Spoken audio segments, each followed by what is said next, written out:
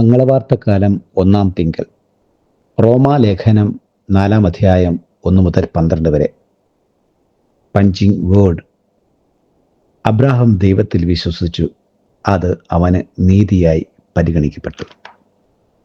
അബ്രാഹത്തിൻ്റെ വിശ്വാസത്തിൻ്റെ ആഴം അവൻ്റെ ജീവിതം വെളിപ്പെടുത്തി തരുന്നു. ആഴമുള്ള വിശ്വാസിയാണ് യഥാർത്ഥ ശിഷ്യൻ. അതാണ് ഇന്നത്തെ സുവിശേഷത്തിൻ്റെ സന്ദേശം. മത്തായിയുടെ സുവിശേഷം 7-ാം അധ്യായം 21 മുതൽ 27 വരെയുള്ള വചനഭാഗത്ത് യഥാർത്ഥ ശിഷ്യൻ ആര് എന്ന് വ്യക്തമാക്കുന്നു.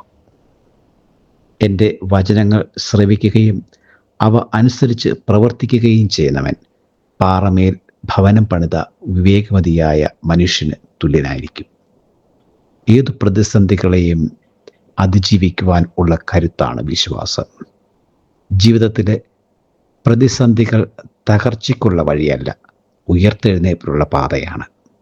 ആ പടികളിലൂടെ ചവിട്ടിക്കയറുന്നവൻ, അത് വിശ്വാസത്തോടെ ജീവിതത്തെ മുമ്പോട്ട് നയിക്കുന്നവൻ ഒരിക്കലും പതറില്ല, തളരില്ല.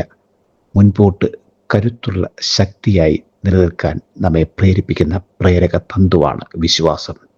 അബ്രാഹത്തിൻ്റെ ജീവിതം അത് നമ്മെ പഠിപ്പിക്കുന്നു. യഥാർത്ഥ ശിഷ്യൻ്റെ ജീവിതം ഇതുതന്നെയാണ്. വിശ്വാസത്തോടെ ശിഷ്യത്വത്തിൽ വളരാൻ പരിശ്രമിക്കാം. Have a nice day. God bless U.